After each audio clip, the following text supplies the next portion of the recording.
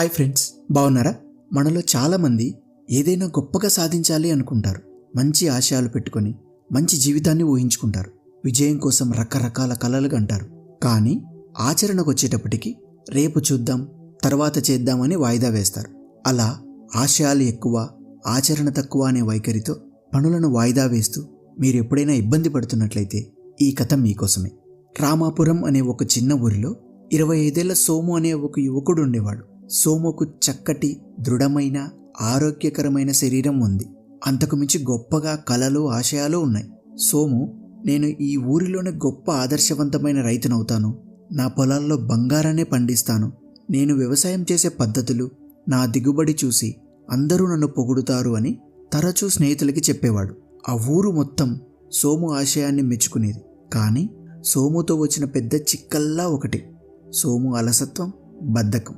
ఉదయాన్నే రైతులు పొలాల్లో కష్టపడుతుంటే సోము మాత్రం 10 గంటలవుతున్నా మంచం దిగడు.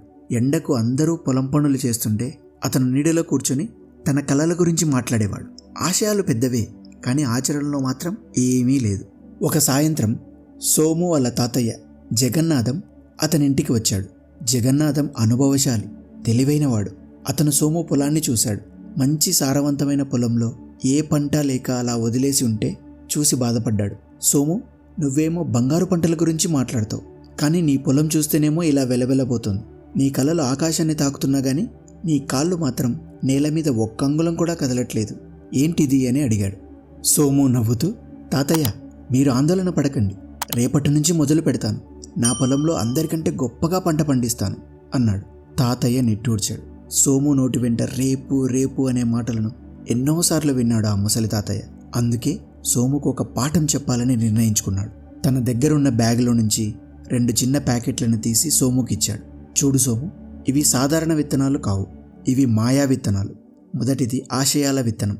దీన్ని నాటి క్రమంగా నీళ్లు పోస్తే ఒక రోజుకు పండ్లు, నీడ, సంపదనిచ్చే పెద్ద వృక్షంలా పెరుగుతుంది. రెండవది అలసత్వ విత్తనం. దీన్ని నాటితే త్వరగా మొలుస్తుంది, కానీ పొలమంతా కలుపు, ముళ్ళతో నింపేస్తుంది, పంట అంతా నాశనం చేస్తుంది.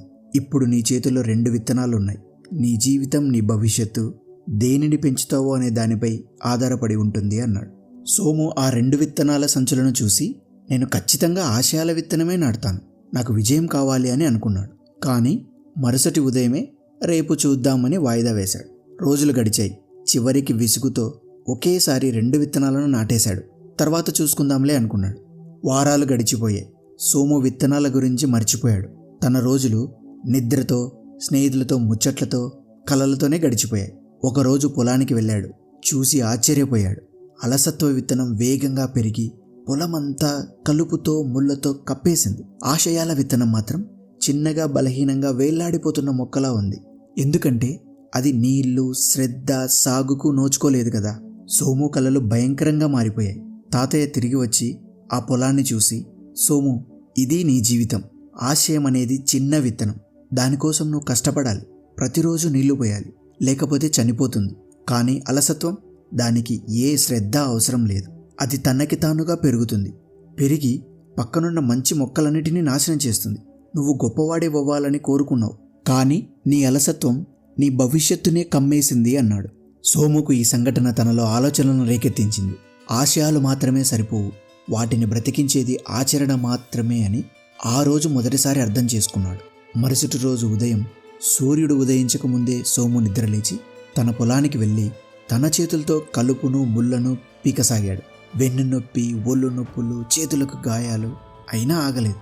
ఆశయాల విత్తనానికి నీళ్లు పోశాడు. ప్రతిరోజు శ్రద్ధ తీసుకున్నాడు. మెల్లగా ఆ విత్తనం బలమైన మొక్కలా మారింది. కొన్నేళ్లకు పెద్ద వృక్షమై పండ్లు, నీడ, సంపదనిచ్చింది. సోము కూడా మారిపోయాడు.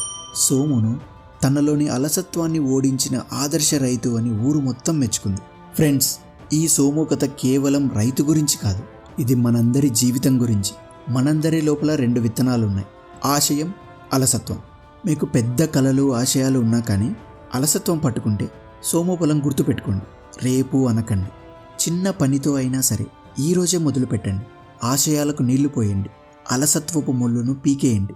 ఎందుకంటే మీరు అలసత్వంతో ఆలస్యం చేస్తే మీ ఆశయాలన్నీ ఒక రోజుకు మీ బద్ధకానికి బలైపోతాయి. మన కలలు మేఘాల్లా అందంగా పెద్దగా గంభీరంగా గాలిలో తేలుతూ ఉంటే సరిపోదు. వర్షం కురిపించి నేల దప్పిక తీర్చలేని ఆ మేఘాలకు, ఆచరణకు నోచుకొని ఆ కలలకు విలువ ఉంటుందా?